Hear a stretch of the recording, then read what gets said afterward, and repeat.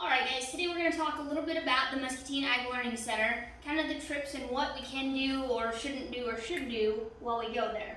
So, what is the Ag Learning Center? For those of you who have not been there, and several of you probably have either through Kitty Barnyard as a kindergartner or perhaps you've been here for other trips, STEM Safety Day, STEM and Safety Day. We've got several different things that you've probably done throughout the years.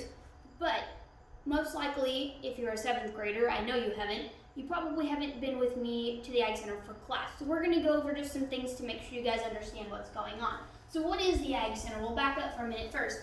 The Muscatine Ag Learning Center, ALC or MALC, is a facility with an arena, barns, and classrooms to learn more hands-on about agriculture. Basically, it's a place for us to be able to take you guys that we can do stuff with plants, do stuff with animals, do stuff with machinery, get your hands on things, and be able to actually experience these things for yourself rather than just watch it in videos or rather than just read a book about it or things like that.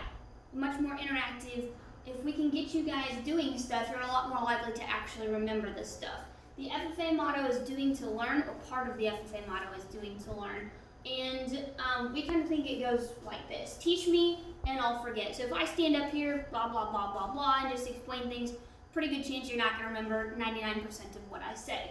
Show me and I'll remember. So if I bring you guys in a chicken, if we watch a video of a chicken, a lot better chance you'll probably kind of remember some about it. Versus if we involve you guys, if I have you guys go out in the arena and you actually get to walk the pigs, if you actually get to brush the horses down, there's a pretty good chance you're going to actually learn something about it as we go through. So why do we go to the Ag Center? To learn hands-on about ag and to be able to experience new things. So this is a very quick picture of what the Ag Center looks like. This picture is several years old, so things have changed a little bit since then. We'll mostly be inside the Ag Center, which hopefully we'll get a video tour here for you also, in case you haven't been here. So, why do we talk about this stuff? Sorry for no warning before freaking everyone out with this picture. This is part of the reason why I need to go over this stuff with you before class. This did not happen at the Ag Center, just to clarify, okay? This is a picture of someone's smashed up foot. They were stepped on by a horse. Could this potentially happen at the Ag Center? If people are really not paying attention to what they're doing and we have a really bad day? Possibly. I can't predict every single little thing that's going to happen. My number one job at the Ag Center and my number one job in general teaching is to keep you guys safe. Number two job is to make sure that you learn something about agriculture. The reason I go over this stuff is to make sure you guys understand there is a little bit of risk, but if you are doing things correctly and you're following directions, we should all be perfectly fine. But accidents happen when dumb stuff goes on and there's animals involved. More examples of why we need to be paying attention, following directions, and doing things well. Again, none of these happened at the Ag Center, but these are some examples of what could potentially happen. You could get your foot stepped on, you could slice your hand open. In fact, we had a student several years ago who did not follow directions and went to grab onto something, and because he wasn't following directions, he sliced both of his palms open. Accidents happen when you're not paying attention or following directions. You could get kicked, you could get whacked in the face. You get the picture. So, I'll come back to talking about how we're going to keep you guys safe and things like that in just a little bit. So, how does this work for class? For the Ag Center, we're going to end up going out to the Ag Center for you guys actually this year every other week. Not once a week, but every other week. The Ag Center is an extension of the classroom. It's actually a school building. So that means if you can't do something at school, you can't do it at the Ag Center either. We do have the cameras up and running. You are going to be expected to make sure you're paying attention, following directions, doing things the same as you would in my classroom, or perhaps even better than you would in my classroom while we're out there. So how does this Ag Center Day thing work? Okay, like I said, we're only going to go every other week this year because of the every Friday or every other Friday schedule. So if you're an A group, you'll go during the A schedule. If you're a B group, you'll go during the B schedule. We only go to the Ag Center during your normal class period. Okay, so we're not going to miss any other classes. Hopefully we'll be back before the bell goes and we don't have to worry about running in late or anything like that. So how does that work? On Friday, you'll get to your class, you'll come into my room, we'll set our stuff down, we'll take attendance, and as soon as we're ready, we're going to load the bus. We're going to come out here, we're going to get everything done, we're going to load back up, and we're going to try to make it back basically right as the bell rings or with just enough time to sanitize stuff before we go, okay? We're not going to go during early out or late start schedules, and you probably won't ever get to go with a sub unless for some reason, and I try not to be gone on Fridays if I can absolutely help it. And with not as much FFA stuff going on this year because of COVID, there should be even less chance I'm gone on Friday. But if Mrs. Trozen is around, then a lot of times you guys would probably get to go. So you're going to come in, you're going to find your spot. You shouldn't need to take anything with you. Please try to make sure that you're on time, okay? If you know you're coming late from another classroom, if another teacher's got you late for some reason, have them call me and say, hey, this person is running a tad late, so that way we don't leave without you. Because if you're not there by the time the bell goes, I'm probably going to assume you're gone for the day, and we're going to get ready and we're going to go. We have left people at the school before. Typically what happens is if you're not there when the bell goes and we're ready to leave, I call the office and I say, hey, this person is not here, and they track you down and you have to sit in the office while we go gallivanting around learning about animals here. So please make sure you're on time. If you need to go to the bathroom, please try to do that in passing quick before we leave. I know they're trying to limit people who go during passing, but in this case we're willing to make some exceptions. There is restrooms here in case we're at the Ag Center filming right now.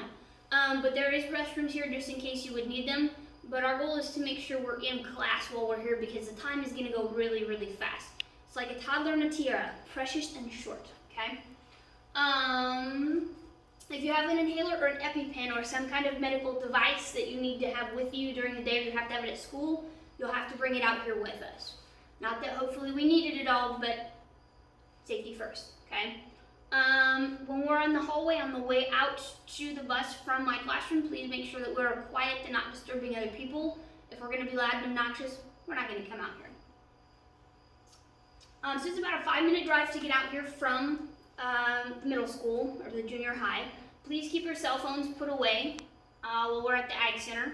It's mostly just a safety factor, okay? If you've got your phone out and you're busy texting, either you're not watching where you're walking, you're not watching what's going on around you, or you're not listening to what I'm saying, and ultimately you're probably going to miss information or directions, one of the two.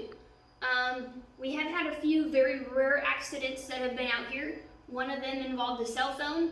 The young lady had her horse out in the arena, and she was busy texting, not really paying attention. She had not let go of her horse yet. Somebody came into the door, horse reared up and got her in the face and pulled her front 2 teeth out in nice ways. Could have very easily been avoided. This young lady had tons and tons of horse experience. Because she was on her phone, accidents happen. So, part of the reason is just to make sure we can keep you guys safe by making sure you're paying attention. Part of the reason, especially this year, is we have a very short class period time that we're out here, and you're only out here every other week. We want to make the very best use of our time possible.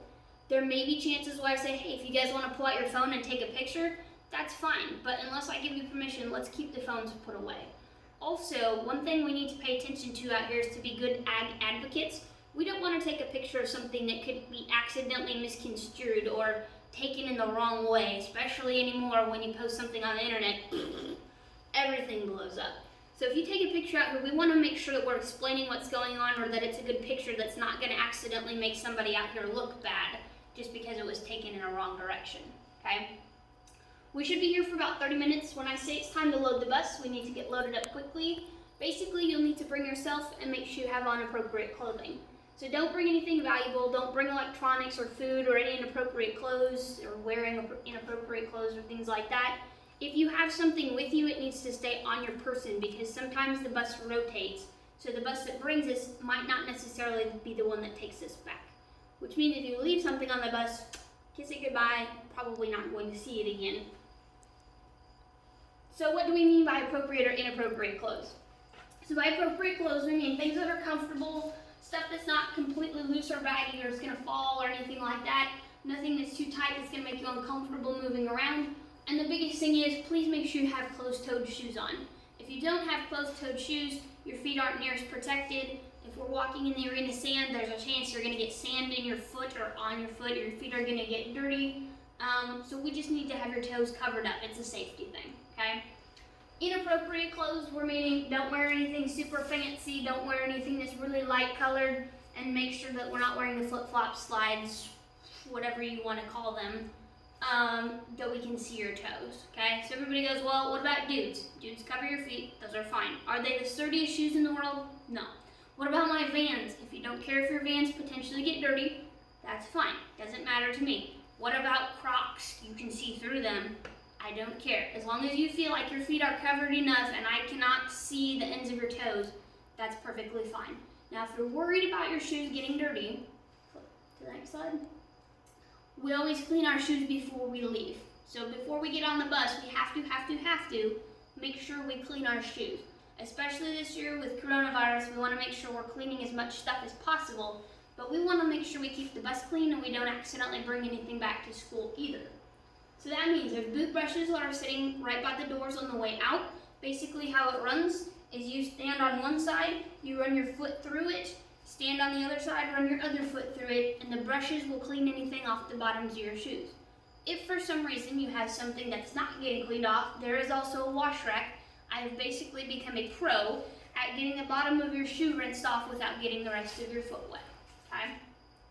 Always, I don't care if we were just standing around the chicken pen looking at stuff, always double check the bottoms of your shoes before you leave, because you never know if you accidentally stepped in something, okay?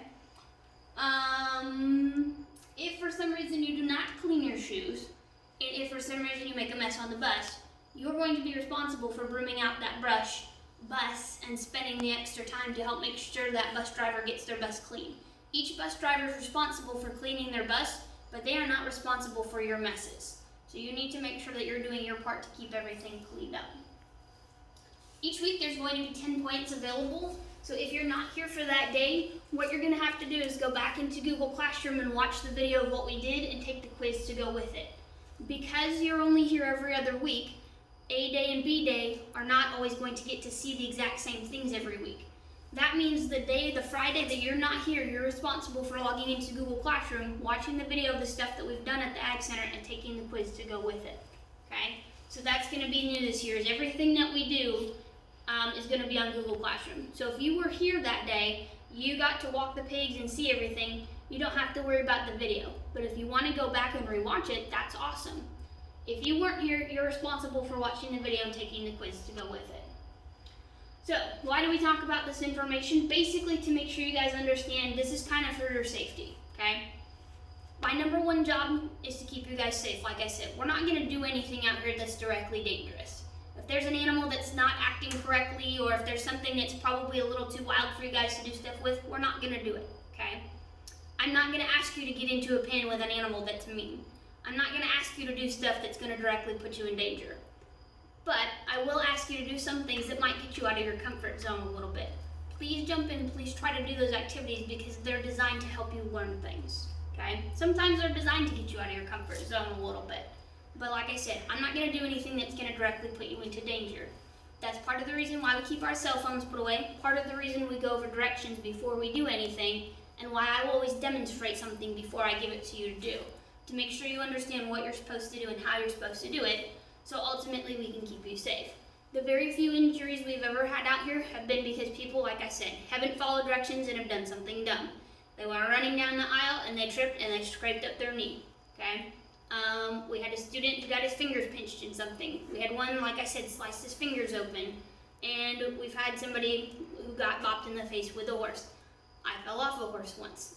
Accidents happen, okay? If there's an accident, we will be prepared to deal with it the very best we can.